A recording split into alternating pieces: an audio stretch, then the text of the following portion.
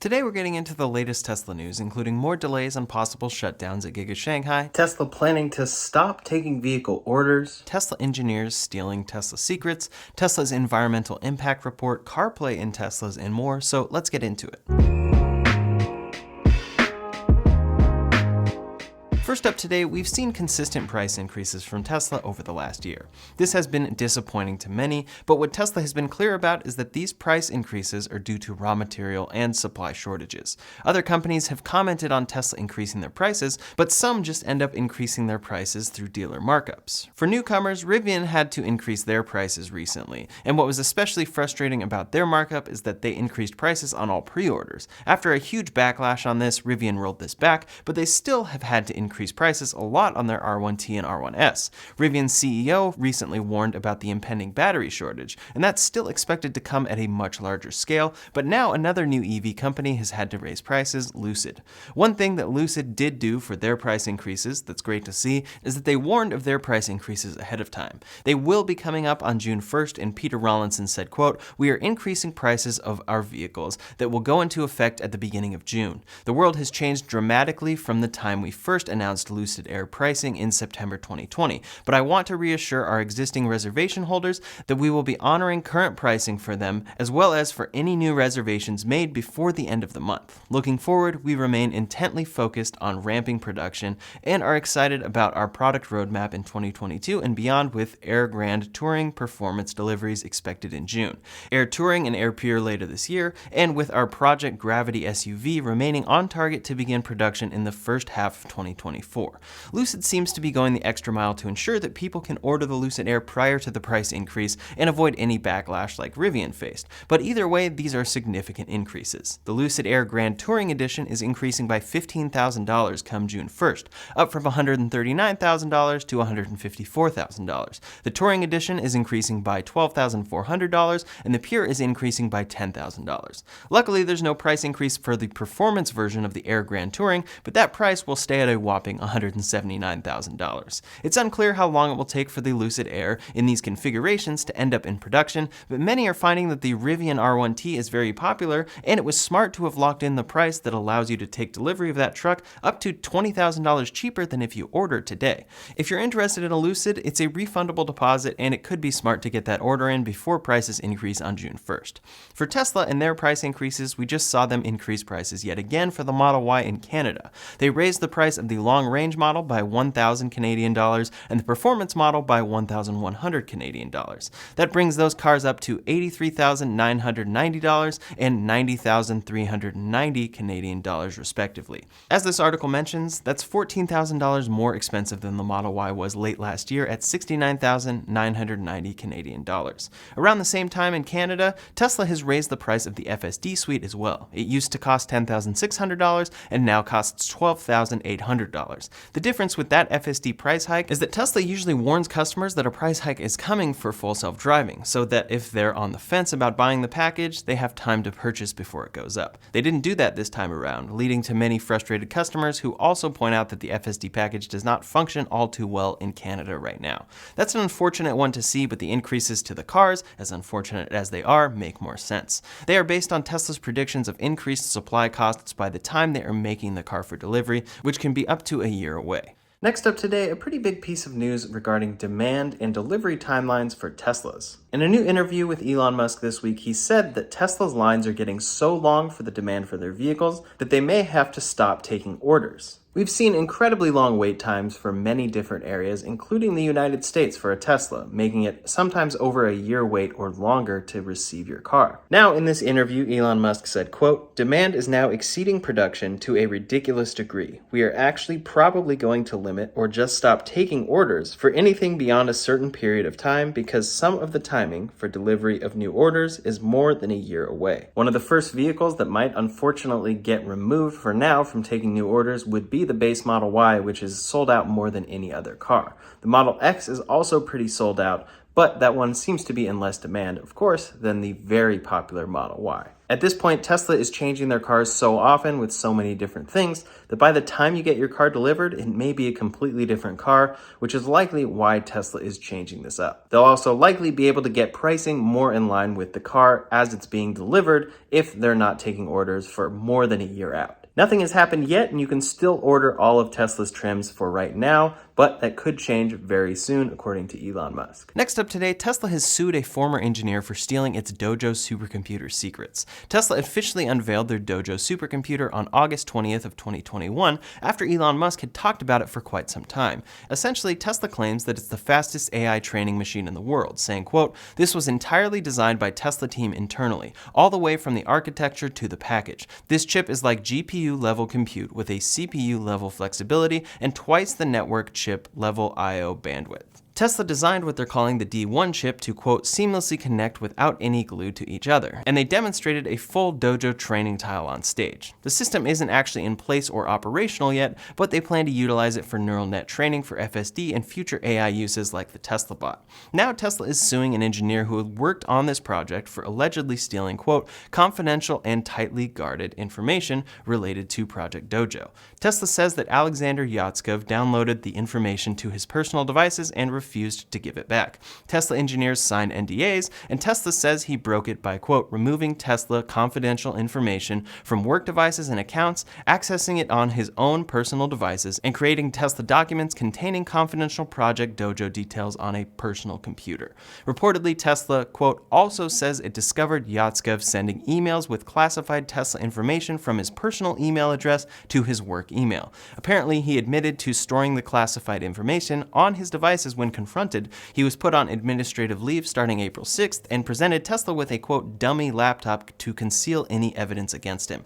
Tesla said, quote, "This is a case about illicit retention of trade secrets by an employee who, in his short time at Tesla, already demonstrated a track record of lying and then lying again by providing a dummy device to try and cover his tracks. He resigned on May 2nd and Tesla is suing him." Unfortunately, in the tech world and for Tesla, this isn't the first time this has happened at all. Back in October, Tesla accused Rivian of stealing trade secrets for their next-gen battery. Rivian is clearly taking a lot of inspiration and business model from Tesla, but a Bloomberg report said, quote, "The world's leading electric vehicle maker says the lawsuit it filed 14 months ago against Rivian hasn't stopped the startup from raiding its staff and looting its intellectual property. That includes one instance this summer where Tesla defectors were, quote, caught red-handed, stealing the core technology for its next generation batteries, the most essential element for any electric vehicle," according to a court filing last month. As happens with these things, we won't hear about what happens for quite some time. In April of 2021, Tesla settled with an ex-engineer who they claim stole Autopilot source code and took it to X Motors. That engineer admitted to uploading multiple zip files containing the source code to his iCloud account in 2018 while working for Tesla, but says that he never gave it to his employer X Motors. Next up today, one of the biggest features included in vehicles that Tesla doesn't include is CarPlay or Android Auto. There are certain advantages to CarPlay, and for some things, Tesla's own on-screen systems just doesn't have as good of an implementation. At the same time, many argue that CarPlay isn't as good of an implementation as Tesla's implementation, but still, people like the option. Now, CarPlay is becoming available in Teslas, but through a workaround. The recently released workaround uses a Raspberry Pi with an LTE modem and Wi-Fi access point. It runs a custom Android firmware and further uses a micro HDMI to HDMI cable and Ethernet cable. You use the on-screen browser in a Tesla, which can stay up while driving, connect that to the Raspberry Pi, and then can use the CarPlay interface on screen. Since it's through the web browser and through this full system of workarounds, the interface is kind of brutally slow looking, but if you really want CarPlay in your Tesla, it's now possible. It works as expected while driving, and the media buttons on the steering wheel function with this integration. It's cool to see CarPlay functioning on a Tesla, and it shows what it could look like if this integration was ever added by Tesla themselves. I don't think that we'll ever see them add it officially, unfortunately, so this might fit the bill for some that really want CarPlay. I just wish there was a better workaround than using the very slow and laggy browser included in a Tesla. Either way, very cool to see. Next up today, Tesla is facing yet another software recall. This one is affecting about 130,000 2021 and 2022 vehicles for a problem regarding the CPU for the center screen.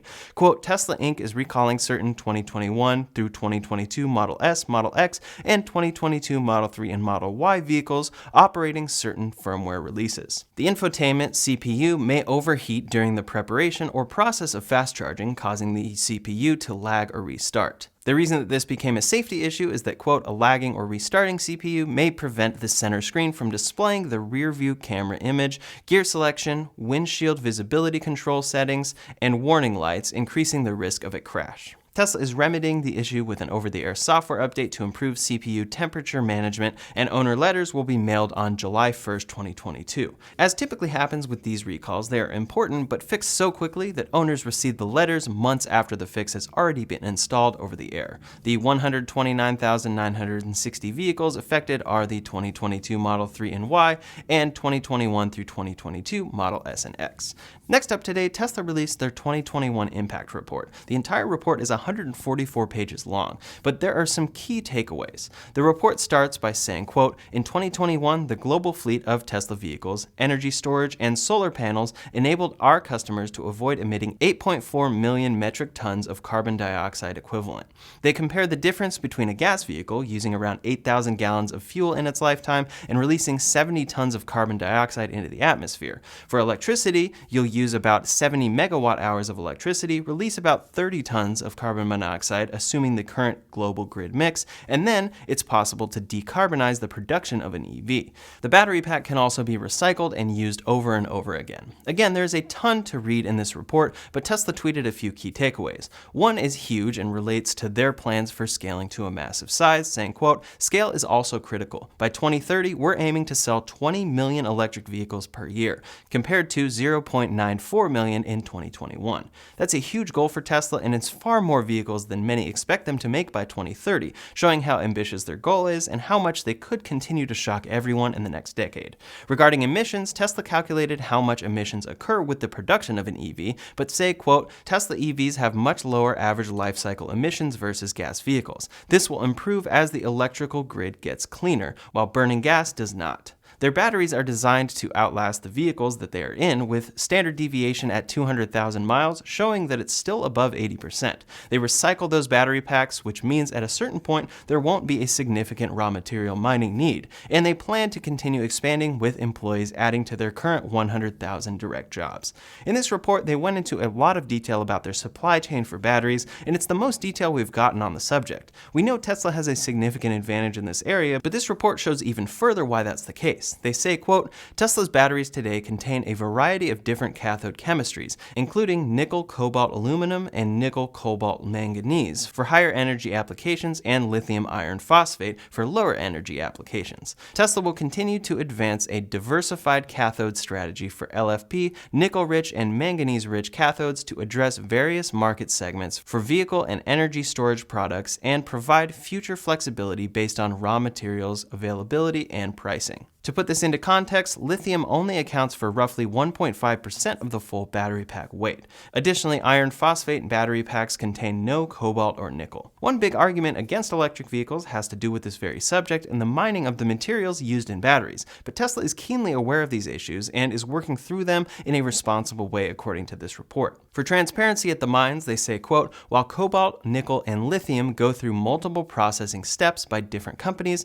some of the more important environmental and social risks in this supply chain are present at mine sites. Direct sourcing from mining companies allows Tesla to engage directly in local contexts instead of having to rely on multiple midstream companies that typically sit between EV makers and mining. It also enables more transparent and traceable supply chains and better environmental and social data.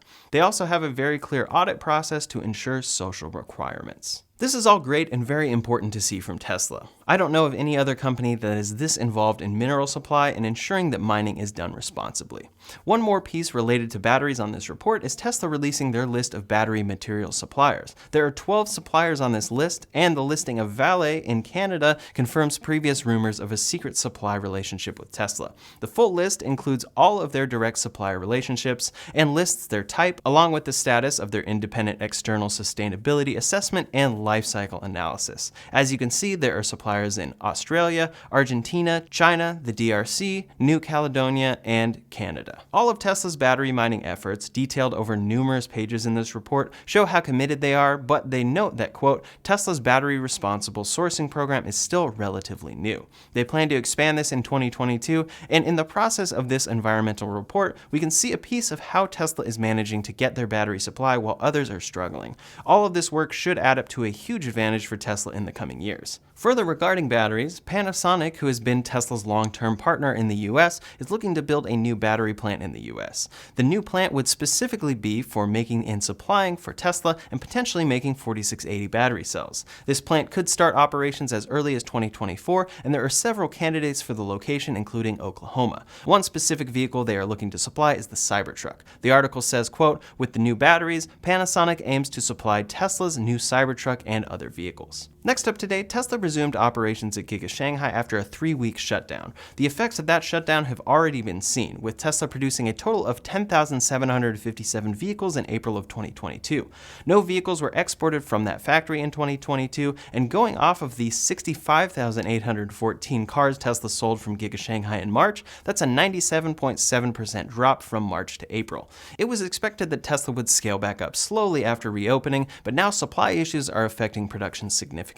Production has not stopped, according to a Tesla China spokesperson, but they are facing supply issues. There isn't much detail, and some reports are saying that they have already closed, but that doesn't appear to be the case yet. Another shutdown could occur due to these supply bottlenecks, but we'll see about that going forward. Aptiv, who supplies wire harnesses to Tesla, recently announced that they will have to halt shipments, so that is expected to contribute to these ongoing issues. Last up today, some updates about other automakers. First off, for VW, they announced that they have a goal to beat Tesla to become the top EV automaker by 2025. They did add that, quote, it will be a tight race, but we won't give up on it. I have to say we didn't expect our main US competitor to be so fast and well prepared. Ford is reportedly planning to sell 8 million of their Rivian shares after reporting losses of about $3.1 billion last month attributed to their Rivian investment. For Rivian's profitability, they recently said, quote, we do not expect to be profitable for the foreseeable future as we invest in our business, build capacity, and ramp up productions. And we cannot assure you that we will ever achieve or be able to maintain profitability in the future. For Hyundai, who has been making impressive strides into true EVs with their Ioniq 5 and Kia EV6, Reuters is reporting that they plan to build a US plant. Reportedly, Hyundai has held talks with Georgia officials about making a new EV manufacturing plant there near existing plants that Kia and Hyundai already have. Hyundai's official comment was, quote, we are excited to announce a new EV plant plan in the United States soon, but we do not have details to share at this stage. This new EV plant in Georgia, if finalized, would build Hyundai and Kia vehicles and could be planning to build the Hyundai Ioniq 7 and EV6 SUVs there. These are full-sized SUVs, which many in the US want electric versions of. That's all the latest Tesla news for today, so in the meantime, if you want to see my true cost of ownership after 2 years with my Model Y, you can check out that video linked up here or in the description below. Thanks so much for watching, and I'll see you on the next one.